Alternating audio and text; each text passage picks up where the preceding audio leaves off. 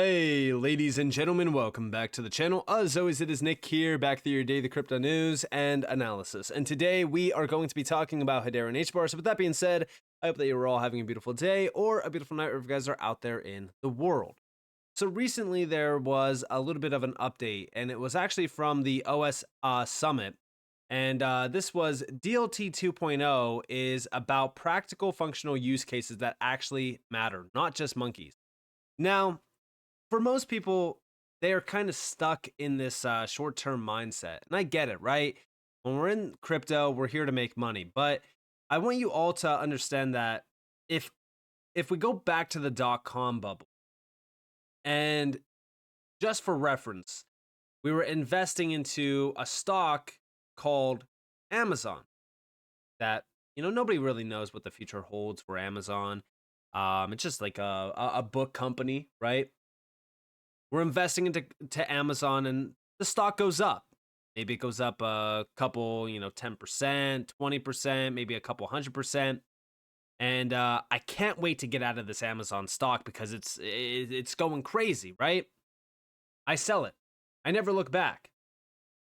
All of a sudden, a couple years later, maybe even 5, 10 years later, everyone is now talking about Amazon, Amazon, Amazon. I'm like, I held some of that back in the day.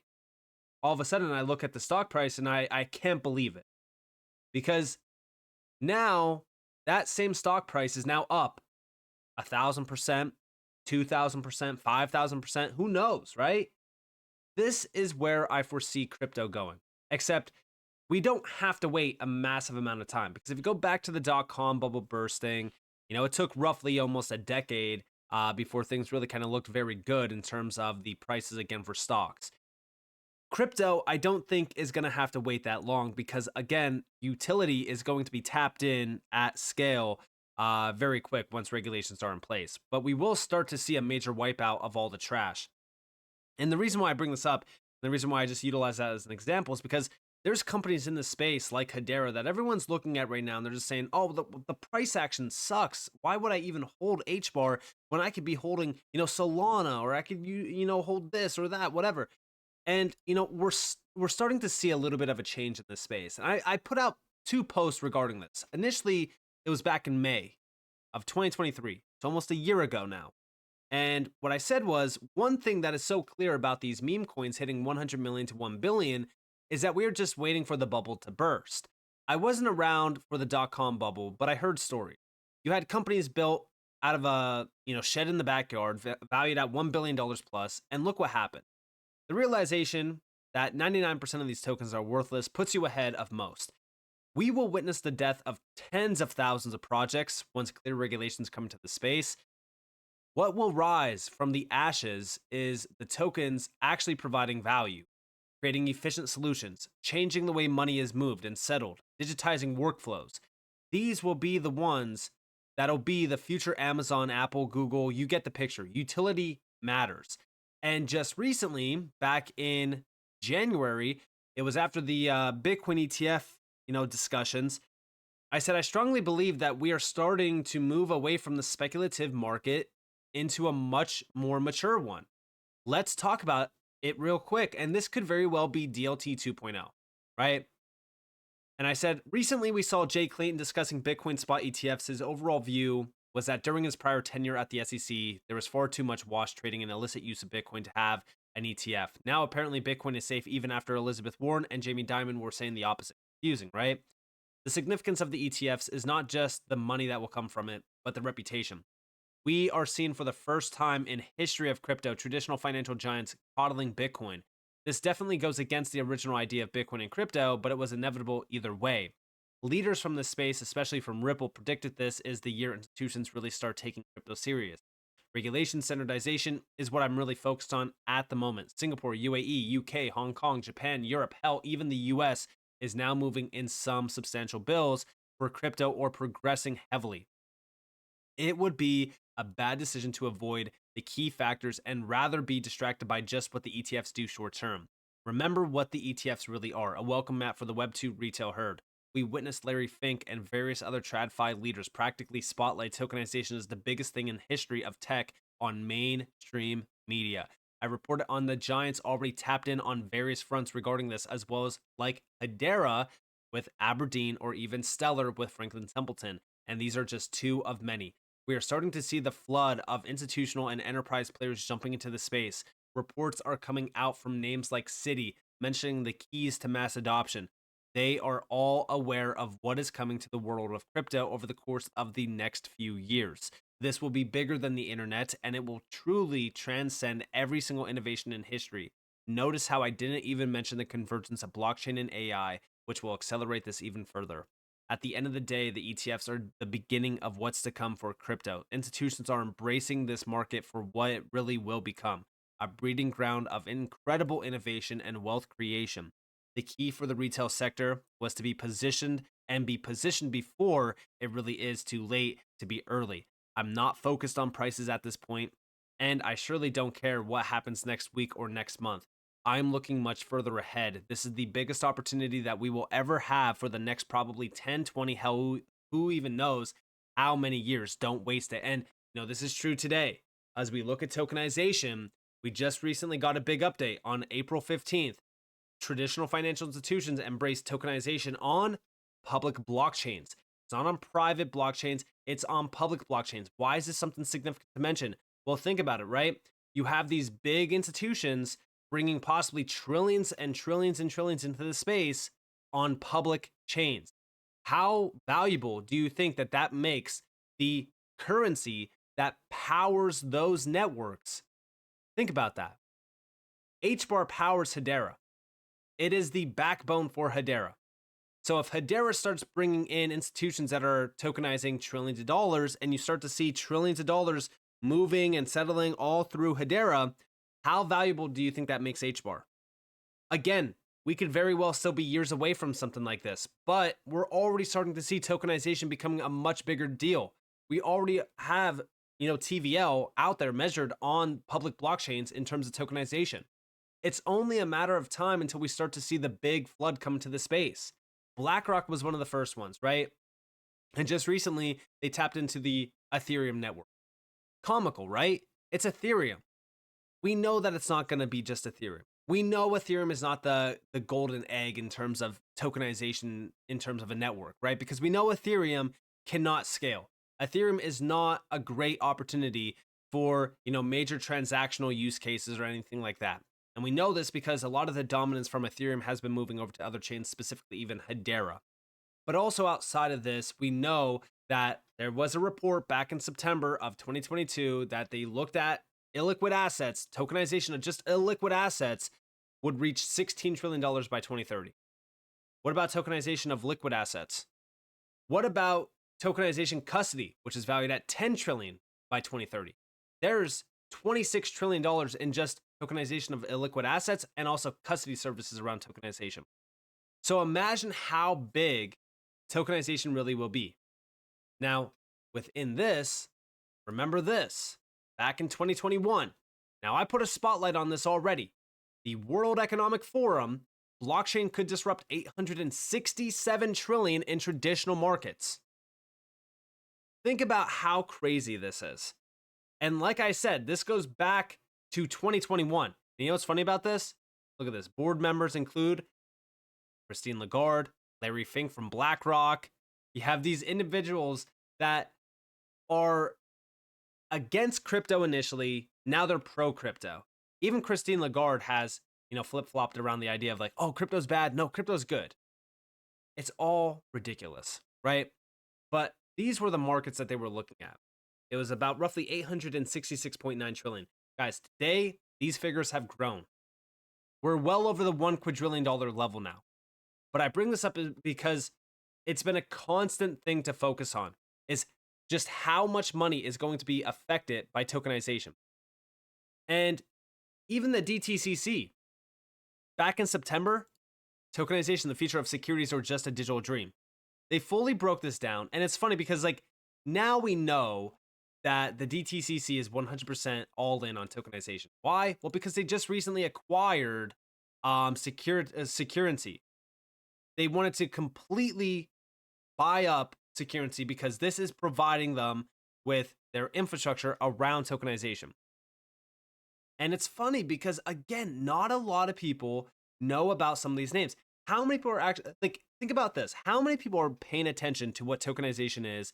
They're paying attention to some of these names like the DTCC. Go ask anyone out there, hey, do you know what the DTCC is? I can guarantee you that majority of them will say, no. What is the DTCC? Because the reason why I bring that up is like nobody really knows what's happening right now around crypto. All they care about is the price, the price, the price. The DTCC is moving in on tokenization. They moved $2.5 quadrillion in just 1 year. This is securities processed in 2022 alone. Outside of that, look at these other figures. I mean, this is one of the largest names out there. And what are they talking about? They're talking about tokenization. They're tapped in with blockchain and DLT as well. Think about these massive amounts of money. And then think about where we are at right now. A $2.27 trillion market cap. At all-time highs back in 2021, we were at $3 trillion. Drops of water in a bucket. And then we look at Hedera, right? So why is Hedera such a big leader already? Well, Aberdeen is already tapped in with Hedera. Ahead of today's crypto assets conference, they discussed ambitions to tokenize assets, an approach which would allow for ownership to be fractionalized, thereby making them accessible to a wider audience. And Hedera also quoted this saying, currently, our USD, Euro, and even Pound money market funds are available in token form via Arcix Exchange. We expect to significantly expand the range of tokenized assets or access to our fund. And even over here, we get a little bit of a breakdown. They believe that tokenizing its funds can support its ultimate goal of helping clients become better investors. And this was on the 16th. So they are all in on tokenization. And you can see some of the advantages here, democratizing markets, for an example. They believe that tokenization in which assets can be split into smaller units using blockchain technology could come to support our ultimate goal of making our clients better investors. And it just goes on and on about, the evolution of finance and money and the way that we really kind of look at these financial markets as well. Just to put it into perspective, going back to the idea of like this $867 trillion, look at global real estate. It's valued at over $300 trillion. It's one of the hardest markets for majority to kind of tap into and jump into because of the expense, right? It's expensive. But if you think about that, right, it's a $300+ trillion asset class. That's illiquid as well. You tokenize that. You bring in a massive amount of investors now because, again, you're opening up the door for access because now with fractionalization, the overall cost of entry is even lower. Think about what that $300 trillion asset class can now become. It could possibly become a $600 trillion asset class. Like, this is the night and day difference of tokenization. And Hedera's already at the forefront of this. I constantly bring up the idea of like what these players like Hedera are actually becoming. One thing that I always look at, and it's just a very simple view, and it might be a view that most people can align with. That's okay. You don't have to, right? You go over to Hedera's website and you go over to this governance tab and you just go look at the GC list, okay? It's not so much about what names are tapped in with Hedera, but it's more so about what the retail sector knows about some of these companies. Everyone knows Google, everyone knows Hitachi, everyone knows IBM, everyone knows LG, Dell. The list goes on and on and on. Okay? These are big names. Majority of the people in the space that invest into Hbar, all they care about is what these names do for them in the short term.